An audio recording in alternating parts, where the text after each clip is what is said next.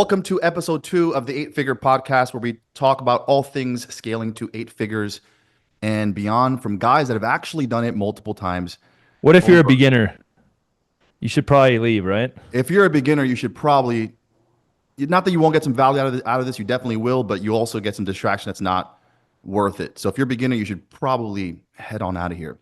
But anyway, I have the man, the myth, the legend, Mr. Joel Kaplan himself in the building, and we also have Isaac Rubel, the marketing genius, and we are the hosts of the 8 Figure Podcast. We're going to be talking about what's working in the high ticket space in 2025. We came up with a list of all the different things that are working. I know for a lot of people, 2024 was really hard in the high ticket space. A lot of people are calling it the trust recession.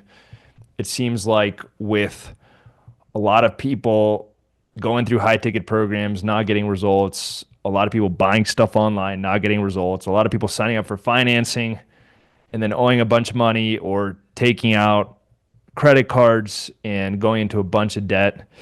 Things are just really hard right now. With that in mind, one of the very first things on the list, Isaac, I know you want to talk about crazy angles. So what do you mean by crazy angles? When you say crazy angles are working, what does that look like? If you look at the high ticket space, most people will only run one angle to their advertising, like for 6 months, 6 months to a year. People have like one big idea, one angle, they run with it for as long as they possibly can.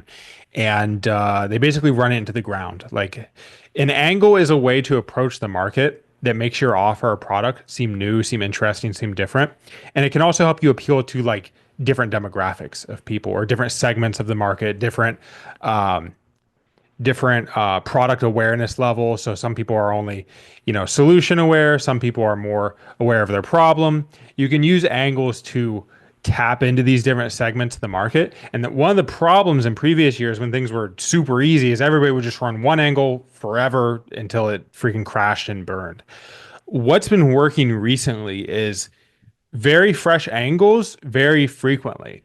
This is heavily aided by AI if you really know how to use it. AI leveraged properly can help you generate angles and ideas and big ideas and ways to hit new segments of the market that it can do it at a rate that's faster than you could ever do before. I mean, unless if you're just some genius level brainstormer and you have hours every day of the week to just sit around and come up with new ideas, new ways to hit your audience. If you don't have that time, people leveraging AI this year and beyond are at a massive advantage because they're able to do a very difficult task, which is angle creation and ideation quickly. And it's very important to be able to do some of these things quickly. That's where AI is going to make a lot of people money in these next few years, is being able to do things quicker, because sometimes you don't realize things in your business that you're avoiding doing because they're difficult or they're time consuming. So you just kind of put those in a, like when you're running a business, you're not thinking, oh, I need to create 20 more angles this week. There's other fires that need put out. And because that angle creation, that brainstorming shit takes so long, you just put it in the back of your head and ignore it for months until it's such a big problem that you then have to fix it. Whereas now with stuff like AI being properly leveraged, you can generate ideas so fast. It doesn't have to be something you put in the back of your head. Every week you can have your media buyer or junior copywriter or whatever. One of their tasks can be create me 20 new ideas per day. At the end of the week, I'm going to look through all of them, Great idea. find the fucking best one. That's where we're going to build some ads out of next week. And you hit the market in ways that people never have before. Isaac, I have a few follow-up questions, but before I ask those, quick shameless plug for Isaac, because I know he's too humble. We're going to link his YouTube channel below this video because Isaac is going to be releasing a ton of new videos that go way deeper on this. Because I know we just spoke about angles and AI from a high level, but I know Isaac is working on content just for you guys on how to actually leverage AI and pulling back the curtain, showing you step by step how to actually do it. So, Isaac, you have can you give everyone your word that you'll drop some videos on that? I'm filming some of the modules this weekend, so I'll put them out on my YouTube. It's hard to discuss this AI stuff without getting too technical. Like I guess, next question is how do I generate 20 new angles per day, right? So yeah, you'll find that on my YouTube channel. I'll go deeper on it there. It's not just angles though. Isaac's too humble to admit, but he's written entire incredibly converting VSLs that are actually outperforming ads without VSL. Copywriters. Yeah. Well, No not just the copywriters, but copywriters, no junior copywriter, just me, before this, Isaac told me that we added a VSL for one of the companies that we run, and the meeting cost stayed the same. There's a 2-minute delay, which is insane. And that entire VSL was written by AI, leveraging Isaac's entire strategy and philosophy. So he's too humble to admit it, but that is an insane advantage. I think Isaac, if you also wouldn't mind talking about what's the difference between an angle and like a new creative, or angle and a hook. Like, can you break that down a little further? An angle is a core change on how you're viewing your unique mechanism. It's like, okay, with any product or service, you have a unique mechanism. How are you helping the market, right? An angle / new big idea is a core shift on how you're presenting it, that solution to the market. So for example, I'll give you an example of an angle shift that I used recently, and this was generated through AI. Let's say you're doing Airbnb arbitrage. You have an Airbnb arbitrage offer. You can hit the market with Airbnb arbitrage as your angle, right? And if the market's easy, that's going to work. You're going to hit the market and be like, and that's what used to work. Yeah, it used to work. Worked for 2 years, right? So you hit the market with, hey, we're going to get you, you don't have to buy homes. You just pay the landlord and you rent it out on Airbnb. Simple enough. In that case, your unique mechanism is your angle, right? Like it is your angle. As the market saturates and they've heard Airbnb arbitrage 50,000 times, they've seen it on every influencer page, they get tired of hearing it and they get banner blindness to it. So then you can use AI, and just to give you an example, AI came up with 72-hour micro tenants. So here's the angle. The most recent data has shown that the most profitable time to rent out a property isn't 1-year leases. It's not 6-month leases. It's actually 72-hour time frames. And people all around the country are making more and more money off of these 72-hour micro tenants. So it's a completely new framing. It doesn't mention Airbnb at all. Your unique mechanism stays hidden. So the market doesn't even know that you're selling them Airbnb arbitrage until it's too late. You show them the ad, give them on the lander. Halfway through the VSL, that's when you introduce Airbnb arbitrage as your unique mechanism. But by then, they're already sucked in. They're like, by then, the buy-in's so much that they don't give a shit that's a mechanism they've seen before, because they're like, this is different than all those other hooligans out there. This is repositioning what you're already doing. Exactly. Through a new lens. It's almost like the same person, but with new clothing. Yep. That's really fresh. And we're going to make them look jacked like Sergio. You know? It's like taking me or you, Isaac. and we just add 50 pounds of muscle. Yeah. It's the same guy. He has 50 pounds of muscle on him. So yeah. Makes a big difference. AI. Okay, I love it. So crazy angles, AI. Isaac's going to be doing way more content, going deeper on that on his YouTube channel. Another big thing that's been working for us and a lot of the people that we know that are crushing it in 2025 is financing. So finding some sort of financing partner and switching the pitch away from just cash. In the past, even in 2023, there were financing companies. 2024, there were financing companies, yet we were like, no, we'd prefer to just get the cash.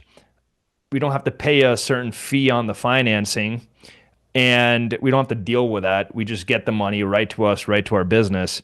But that's gotten harder and harder and harder. So now most of our offers, we're starting right away with a financing pitch, which means that we're not even mentioning cash. We're not telling the prospect, and Sergio could touch on this more because he obviously manages all of our sales teams, but we're not telling the prospects, hey, it's $10,000. We're telling them, hey, it's $399 a month for X amount of time.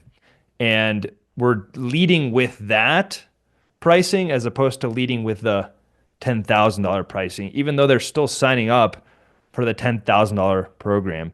And there's a bunch of different providers out there like Fanbasis. There's a few other financing companies as well that offer financing. And obviously you have to be a good, reputable business. You have to apply. You have to, yeah, we've also used the wrong one and then gotten in crappy situations. So you definitely have to look at the terms, maybe even have an attorney review the contracts, and if you can get approved, we would ride the wave on that. Like I would also say like financing companies have come and gone for the last few years.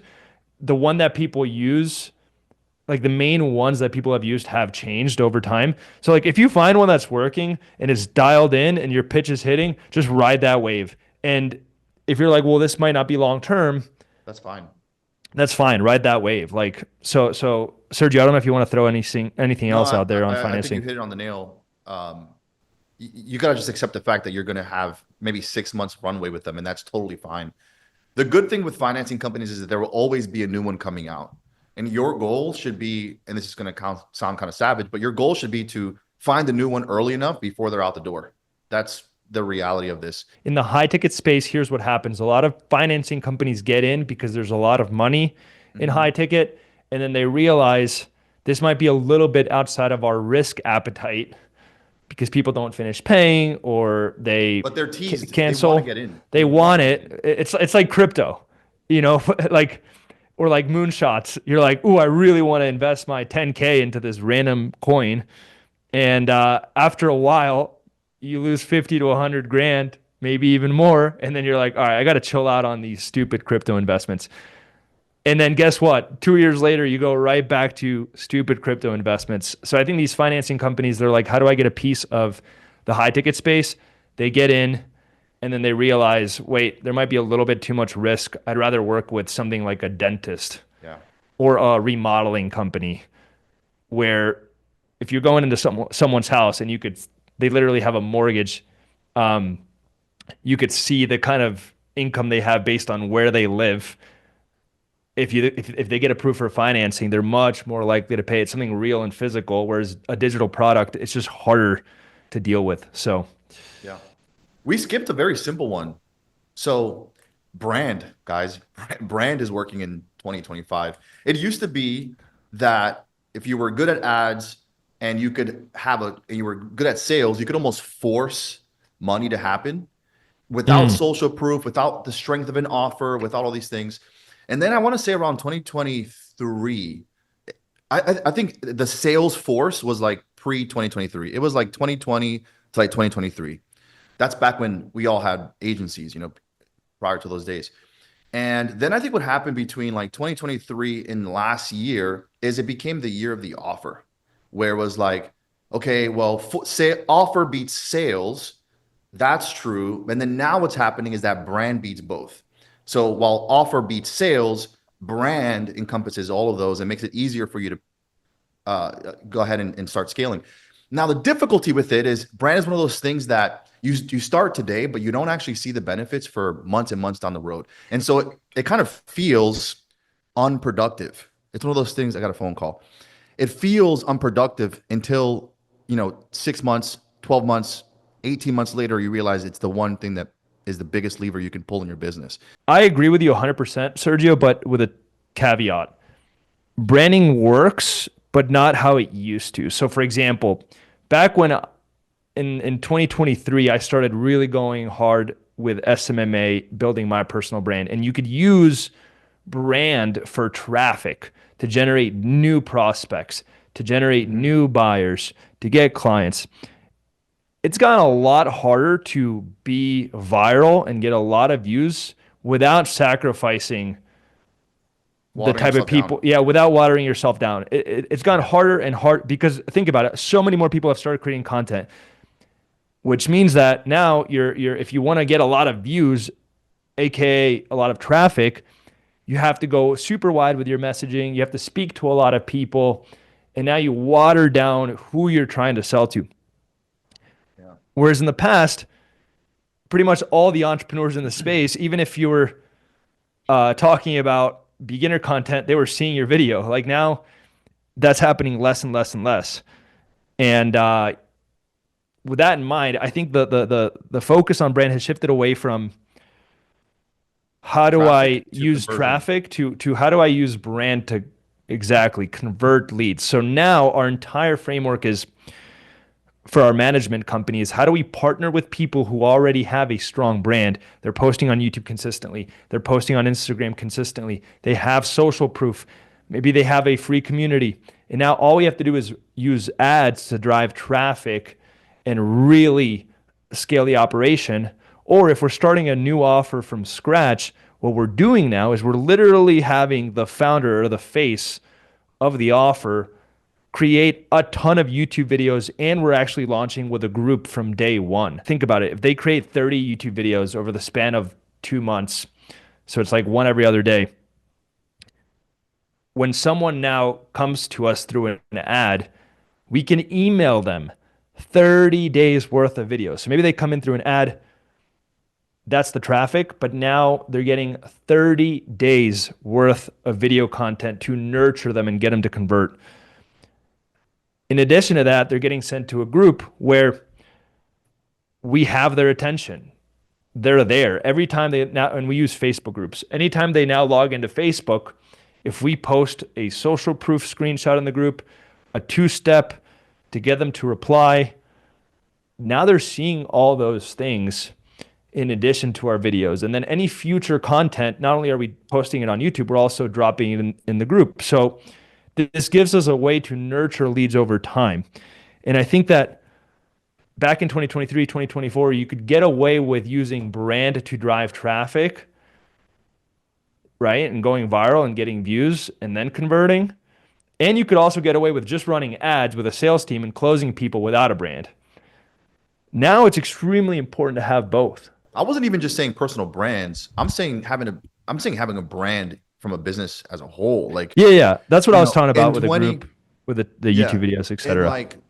In 2016, there's a couple businesses that I started that it was just ads. I ran it from like an Isaac Rubel style page where it had it was just a random page. Bare bones. A bare bones page with nothing on it. And we had no social proof. And because we were, I knew how to run ads. I knew how to build out a sales team. We'd make sales. It's not that stuff doesn't work anymore. It's just you have far less of a buffer in terms of the acquisition cost for it to have scale, because what used to cost you $500 to acquire might today cost you $1,500. And having a brand, like a business brand, yes, personal brands, great point, Joel. But as a business brand, you could take that same $1,500 acquisition cost that is happening for one person in the exact same business as you have, and add a business brand and bring that acquisition cost down by more than half. Just to touch on that, I think it's about bringing people into a real ecosystem, because people historically, when you sign up through an ad, you get emails, you get text. That was like the previous version of bringing someone into your ecosystem. But if somebody signs up through an ad now and they see emails and text from you, that's cute, it's fine. But then they look you up and there's like nothing. It's weird. In 2025, that's super weird. So yeah, having a presence, with business owners that work with us, that's the part of the equation that they can bring. So we run the ads, we handle all the offers, etc. But the part of the equation they can bring to make everything work way better and actually make sure the traffic converts is an actual brand. They're posting on, and it doesn't have to be. You don't have to have multi-channel brand. Someone that we're working with, they have a really big YouTube channel, but they're not that big on Instagram or TikTok. I mean, they get views, but it's nothing crazy. But it's really, they just need one platform that they see that you're a human, you're posting, you're not going to take their money and freaking run with it. You're actually a real person, a real business. We're not using content and brand building to generate traffic. Yeah. That's not what we're. No. It's a really nice thank you page now. Yeah. If it happens and we get clients from the person we're working with from their YouTube channel, great. But if we don't, that's what the ads are for. One of the things you said is working in 2025 is going after higher quality prospects or higher quality meetings. Yeah, I think a trend we're kind of seeing across the board is be willing to pay more per meeting. Because here's the thing. Once you know how to write ads, once you know how to film ads, once you know what type of landers to work, once you know how to create some good angles, you're going to be able to get people on the phone for cheap. Like you just can. Like it becomes easy at a certain point to get people on the phone for cheap. It's better to start to add intentional barriers between you and the customers. Like a lot of the stuff we run now is like VSLs with delays. Like we don't let people schedule until they've watched a percentage of the VSL. Yeah. And Very hard filtering. yeah, very hard filtering and like training your pixel on like only people who are qualified. Like don't just let it fire for anybody that comes through the funnel. Like use a survey, use Typeform. I mean, our tech stack is usually like a Typeform and Calendly, sometimes GHL calendars depending, but like uh, very filter people very heavily. Only allow the qualified ones through. Only allow the qualified ones uh, to be able to schedule. But also on the front end, run angles that are different from everyone else. This, like, if you've ever gotten prospects on the phone and they don't know which company you are because they scheduled with 4 other companies, that really shouldn't be happening. That means your angle and your pitch on the front end is too Great point. close to what everybody else is running. So you want an angle that like the stuff I write and the stuff I have on ads, it sticks in their head. They're like, that was some crazy shit I saw on the ads. I need to see what these people are That's a great about on point. the phone call. I say the exact same thing on sales too. Yeah. That is a great point. You want Well, to, yeah, it carries over to sales. Yeah. yeah, you want to be different. Yeah. You want to be different. Now, you guys might be asking, okay, well, if you're willing to, if it's true that you're going to increase your appointment cost because it's the way you have to do it now and create more barriers, well, then how do you build a business in a profitable way? Well, another thing that's working in 2025 is you have to focus heavily now on increasing your LTV because costs are rising. Like Isaac said, you do want to have those filters. You want to have something else you're selling the people that you've already sold to. You want to have an upsell. It's in 2025, it's tough to build a business to 8 figures a year without having something secondary to sell them. Now, a lot of times, everyone asks me, how do you come up with something to sell? My favorite upsell solves the problem that your front end offer now created. So, for example, back in Agency Lab in the consulting business we had, our front end offer was 9,800, and we would teach you how to generate appointments and how to close those appointments. But we didn't go really deep into the system side of things because you weren't at that phase in your business just yet, right? But we would teach Yeah, you we're how to, hiring or yeah, none of the hiring stuff, very few operational stuff. But what our front end offer did really, really well, I would say world class at it, is that it taught you how to get to clients. But naturally, now you have all these clients and you have to fulfill on them. And so, what is our natural upsell? Well, hey, you pay us X amount of dollars and we're going to teach you how to have systems, how to hire a team, how to be able to remove yourself and fire yourself from the day-to-day of the business. That solves the problem that your front end, your core offer created. That's my favorite way to come up with an upsell. I love that. I think just for a shameless plug for us, if you're at 10K a month and you want to scale to $100,000 months, we have an entire new program called 100K months that you could apply to. We'll link it below this video. And then once we help you solve that problem, like we have for over 140 people, then you could work with us to help take your business to $500,000 a month or even $1 million a month. Or you could even partner with us with our acquisitions agency, which I'll also link below. But it's like, if we help you get to 100K a month, then you're like, cool, what's the next step? Solving the second problem. At least we're honest about it, right? There's a lot of these For sure. gurus who Which, do by the this way, BS. that's another thing that's working in 2025. It's just being Honesty. super transparent. Like, telling the truth. this is the Yeah. price. This is who we work with. This is who we don't work with. Like, I there's tell no you hype. straight up. I tell you straight up. My intention is to keep you as a client and sell you forever. But if that's my intention, then I also have to continue to add value into your business every month here on after, right? And so you can't just scam people either. You have to be honest and transparent about what you're trying to accomplish. So I completely agree. Transparency is what's working big time in 2025. People don't Yeah, want to like- be famoosed anymore. They want to be told the truth. Yeah, I think especially after $100 million offers, like we had 5 clients guaranteed, and we looked at the average of all the we've helped people close to thousands of clients. We looked at the average. We're like, cool, can we on average help people get 5 clients? But then things started getting crazier and crazier and crazier and crazier. Like some of the ads I saw were like, I'll make you $500,000. And if not, Ridiculous. I'll wire you 10K. And it's like, these are from some reputable people. Like, what's going on? You know? And yeah, so just being more upfront. I'll say this. I think crazy guarantees and crazy offers are not working. Like, Yeah. I It actually hurts don't, you. I It actually hurts you. don't, yeah, I don't know.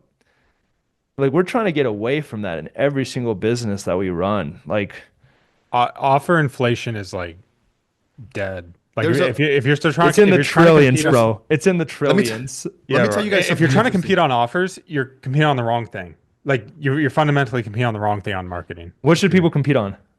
Angles, angles, big ideas, entertainment factor on the ads. Ooh, like Yeah. comedic ads.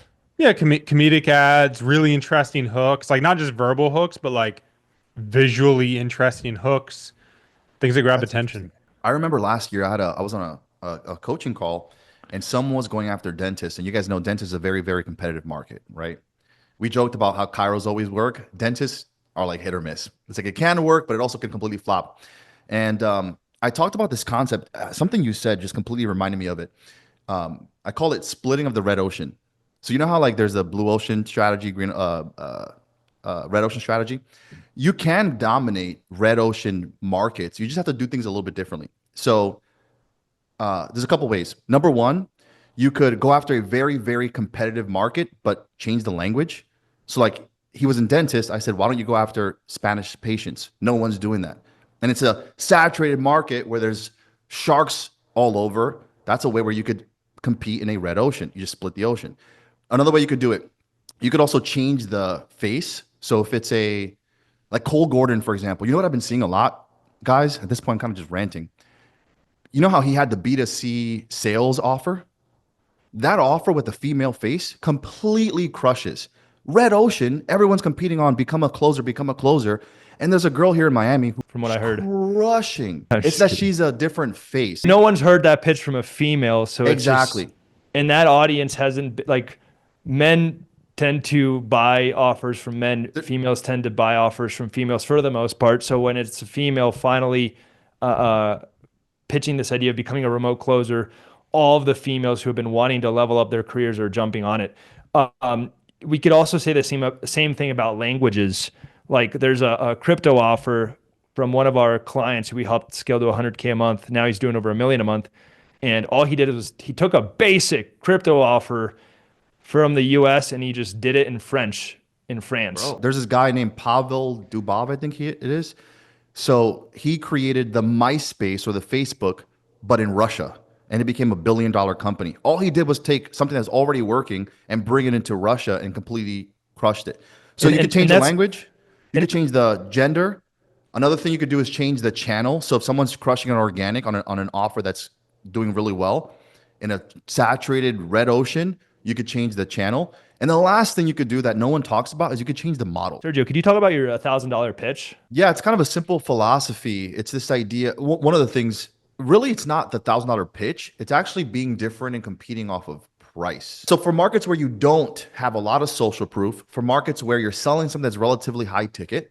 So for example, one of the offers that we're running right now, it's a high ticket business. I think it's like a $20,000 offer. There's no social proof whatsoever because it's a relatively new business. And so to the point that we're talking about here, the trust is relatively low. But one of the things you could do to offset the lack of social proof, lack of brand, lack of trust you have is naturally make the offer as irresistible from a pricing standpoint. And so the way that it works is someone will pay $1,000 deposit. They'll get in, they'll get to talk to someone that is more trustworthy, that does have more credibility, that they could have that human connection with. And then from there on out, almost have a sneaky secondary close, which is what we're doing, where now at that point they'll pay the rest of the 19,000 or 19K. whatever. That's exactly. So essentially, like that's something that I thought I'm going to give you guys two pricing models that I think are working really well. The $1,000 deposit. Anyone that has money could put $1,000 down. So that's an easy way to determine, is this person even going to buy or not? If you have the setter or a more junior closer do the initial sales pitch for the $1,000, and then once they actually close on $1,000, they get sent to a more finisher. advanced or a senior or a finisher. Yeah, Finisher. senior closer or finisher. That's working really well because getting someone to pay 19K after they've already paid 1K is way easier than getting someone to pay You 20K when they've never paid you you before. already have their credit card on file. They're already at that point. They've already made the emotional investment, which is what's the hardest thing when it comes to giving you their credit card. It's like making that emotional investment. They've already committed to that. You already have their credit card on file, and then this is a sort of a weird thing that happens from a human psychology standpoint. Once they've invested in you, even if it's $1, I know it sounds crazy, they begin to sell themselves on why they made the right decision because humans are interesting in the way they're wired. They want to justify the decisions they've already made so they don't tell themselves they're wrong. They would actually rather believe they made the right decision, even if it ultimately hurts them. I'm not saying you should hurt them and scam them into giving you tens of thousands of dollars on some crap, but what I'm saying is you could leverage human psychology, the philosophy that they're gonna feel emotionally invested after paying you, even if it's $500 deposit, and move forward. And at that point, they could speak to someone who's a little bit more advanced, like a finisher, and you collect the rest of the money. Another pricing structure that's working really well right now is paying half at close and then half after the work is done. So that's an option that we give all of our closers. We say, hey, on a $8,000 offer, you can have the prospect pay $4,000 now, and then in 2 months, when all of the services have been completed, they pay the secondary $4,000. And I think again that helps with the trust of like deposit now, full thing later.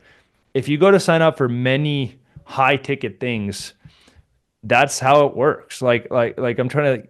My family's in the wedding venue business. Uh, you don't actually finish paying for the whole wedding venue until after your wedding. You do put a significant amount down. I think it's like 25%, but the rest happens after the wedding. So A great example. That works again, great when your delivery is dialed in. Yeah. so guys, let's recap a little bit, and then I want to give people 3 offers that are crushing right now, that or at least 3 industries that they can go after. Um, it seems like trust is at an all-time low, so you need offers as far as guarantees, $100 million offers, or you don't pay. All those kinds of offers are dying. So you need new angles. That being said, it's hard to make so many new angles, so you leverage AI. Right now, financially, it's harder for people to get started, so you could do deposit closes. You could do half down, half when done closes. You could do financing as an option to help prospects who are qualified for financing close on a much lower month-to-month bill. Focus on increasing LTV by having an upsell. Also have a downsell for any low quality leads. What else? Having higher quality meetings and really just higher quality, having higher quality meetings. So DQing a lot more, being very strict with who you're calling out, who you're working with, and not letting anyone slip through the cracks that's bad quality. Really doubling down on brand as a conversion mechanism, not as a traffic mechanism, to help increase close rate. The only other thing is if you are in a competitive market, try a different language, try a Oh, different right. gender, Purple try a different Oceans. language, try a different gender, try a different channel, or try a different model. But same business, different model. So with that in mind, guys, if you're enjoying this 8-figure podcast, again, our goal here is to bring you guys some of the most advanced content on the internet, or at least for internet marketing.